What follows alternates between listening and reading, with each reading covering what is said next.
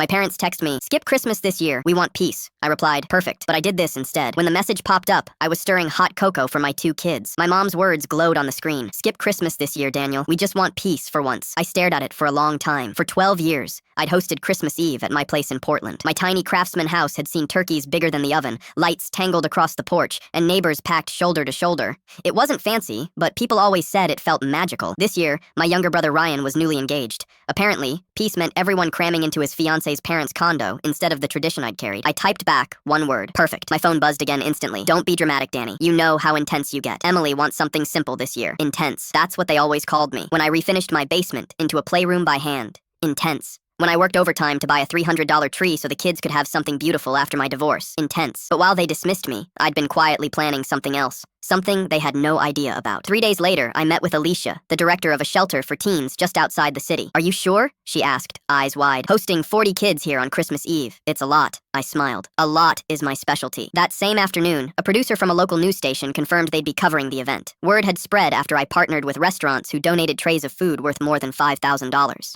Meanwhile, my parents kept texting. "So, what are your plans, Daniel? Are you traveling? Don't be stubborn. It's just 1 year at Ryan's." I let the phone go dark. By December 20th, my little house had transformed. Every room had a theme. The living room became a snow forest, with papier-mâché owls perched in branches. The kitchen turned into a cookie workshop. Upstairs, I set up donated gifts. Hoodies, headphones, even a few used iPhones, each wrapped with a name tag. Alicia dropped by with a clipboard. "You're really doing this," she whispered, almost teary. "Doing what my family wouldn't," I replied. On Christmas Eve, snow dusted the street right as the kids arrived in 2 vans. The moment they walked in, their jaws dropped. One boy pointed at the ceiling lights and said, "It looks like the movies." My stomach knotted with nerves, but when they started laughing, decorating cookies, tearing into board games, I felt something loosen inside me. Around 7:15 p.m., my phone rang. It was my mom. I almost ignored it, but answered. "Danny, what is going on?" "There's an article. Local dad creates Christmas wonderland for homeless teens. Is this you?" "Yes, Mom," I said evenly, watching a girl in a red hoodie hang an ornament she'd made. "While you wanted peace, these kids needed Christmas." There was silence. Then my dad's gruff voice in the background. "Son, your brother's upset. People online are talking about you, not him and Emily." I laughed bitterly. "Tell him not everything is about attention. Some of us do this because it matters." The climax came at 8 p.m. A reporter filmed live as the kids opened their personalized gifts. One boy named Jordan unwrapped a guitar and immediately started strumming. Another girl clutched a winter coat like it was treasure. My hand shook as I took it in. For once, my intensity had meaning. Halfway through the night, Ryan showed up at my door, snow on his shoulders. He looked around, stunned. "This is insane," he muttered. "Emily's parents' condo has nothing on this." I handed him a mug of cocoa. "Simple was what you wanted. This is what I needed." He had no response. Christmas morning, while my family sat in that cramped condo, my house was still buzzing with joy. Later, my mom texted again. "Maybe we were wrong. Can we come next year?" I stared at the screen, then at the guitar chords echoing from Jordan's room. "Sorry," I typed back. "Next year's already booked. Subscribe if you think I did the right thing."